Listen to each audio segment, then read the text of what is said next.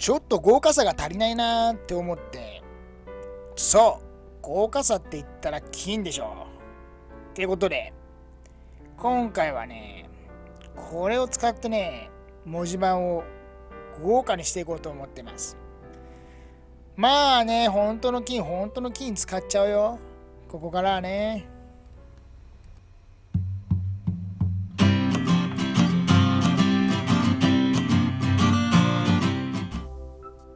グータラズです。オリジナルの文字盤を作る第2弾、ボリューム5。ってことで、前回1本目は完成しました。見事にね、1枚貝でパッと仕上げてね、足した部分もあるんですけどね。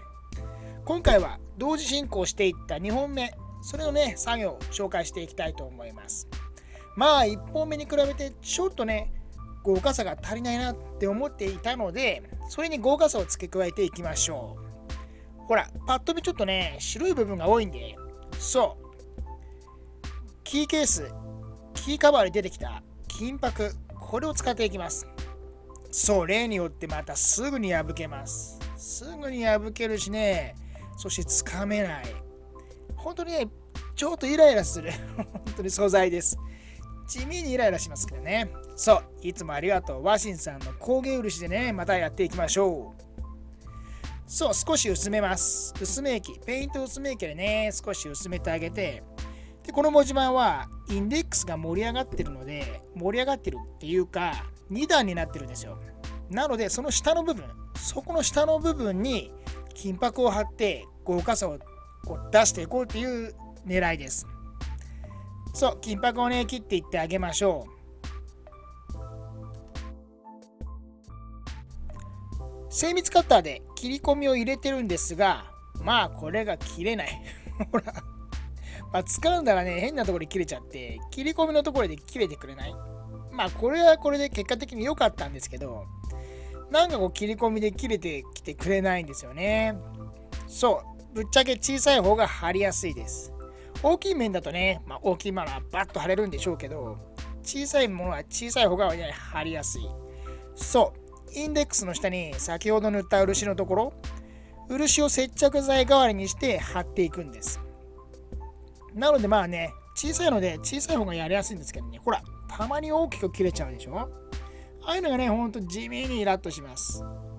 これをね、ひたすら切って貼って塗って切って貼って塗って、そしてそう見よう見まねの筆でトントンしていきます。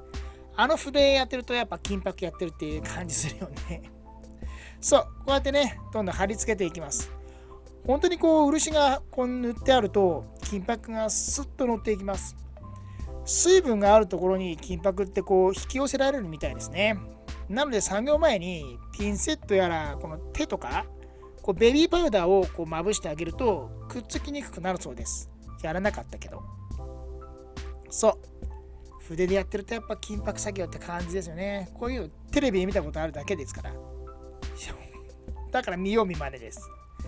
そう、ひたすらね細かく貼っていきましょう。で本当に金箔って切れてほしいところで切れない、そして切れてほしくないところで切れる、このなんていうのかな、天の弱的な素材です。で、意外と弱かったりね、なんか結構イライラします。で、本当に水分にこう寄っていくので、ピンセットにね、ちょっとでも漆がついてるとそこから離れません。なかなかイライラするこう天の弱的な素材ですね。ぐるり一周金箔をね貼っていきました。で、脇にはみ出た金箔、これをねカットしていこうと思ったんです。そう、はみ出たところをねカットしていこうと思ったんですけどね、乾いてないうちからねあんなことするとね本当に動くんですよ。そう、そして動くとまたね破ける、そして破けたところ穴が開くっていうのでね、こういう補修が必要になってきます。だからね、本当に一回貼ったら、はみ出てようが何しようが一回その漆自体、そして接着剤自体をね乾燥させた方がいい。2度手間3度手間になりますから、今これは2度手間の映像ですそうなので、しっかり乾燥させてからねカットした方がいいっていうことをね学びました。乾燥大事ですね。やっぱりね、すぐやりたくなっちゃうから。そう、一晩ね、乾燥させました。そうすると本当にもうね、カットしやすい。もう本当にくっついてないところ、本当にもうポロポロポロって取れてきます。ほら、スイスイスイってね、切れるんです。気持ちいいんです、これ。こういうとこが気持ちいいなと思って。綺麗にね、本当にくっついてないところ、綺麗に取れてきます。この辺なんかこう、この辺になると正直扱いやすいなって思うんですが、下にこうほら、散らかってくるでしょ。この散らかりもね、また微妙に厄介です。でね、ぐるり一周カットさせてあげると、あとはもうこれだけほら、綺麗になったね。どうです皆さん。きらびやかになりました。真ん中の切り貝と外周の金箔、そして浮き上がってるインデックス。いやー、カンパノラの重ね鏡に近づいたかなと思います。そう。そんなことより、これね、そこら中がね、きらびやかになるんです。本当に。そしてね、なかなか取れません。なかなか取れない。拭いても取れないのもあるし、これが本当にね、散らばるんですよね。指とかさ、ついて。でもね、悪い気しないよね。金だもんね。そう。仕上げに入っていきましょう。金箔を塗ったところ、剥がれないように漆でコーティングしていきます。またね、例によって和紙工芸漆さんネオクリアを使います。インデックスがこう浮き上がってるので、インデックスにつかないように金箔のところだけをこうね狙って漆を塗っていきましょう。インデックスの下につく分にはいいんですけど、上につくとどうしてもレンズに当たるような気がして、極力上の部分には漆をつけないようにっていう作業をね心がけました。下の部分だけ、金箔の部分だけねコーティングしてあげるように、漆でコーティングしてあげるようにね塗っていきます。切り貝のところ、後々漆を塗るんで、切り貝のところに別に漆はついても構わないなと思って、下の部分だけ、まずね金箔の部分だけきっちりね漆を塗っていきましょう。そしたらね、切り貝の部分、ここもね漆をまた上から塗っちゃいます。上から漆塗ったのはやっぱり剥がれを気にして、剥がれないように上から全部コーティングしちゃおうと思ったんです。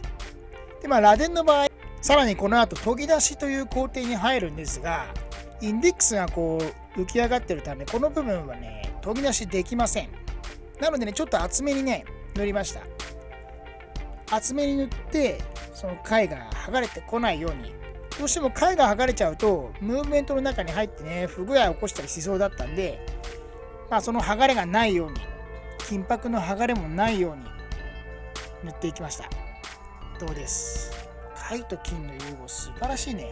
どちらもきらびやかですもん。どちらもこの象徴し合って、ちょっとうるさいかな。そしてまた次の日、またね作業入っていきましょう。きっちり乾燥させました。なので本当にこの剥がれとかっていうのはねなさそうです。このねムーブメント、この時計はカレンダーがあるタイプなので、カレンダーに、ね、穴を開けていきましょう。小さな穴ですね。あそこはまずリューターで穴を開けてあげます。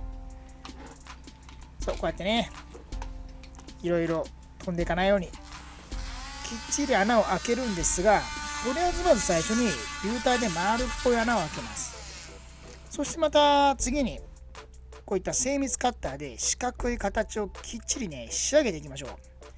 無理してそういう風になんていうのかな、剥がしていくと貝も一緒に剥がれてくる場合もあるので、意外とこの接着が弱かったりする場合もあります。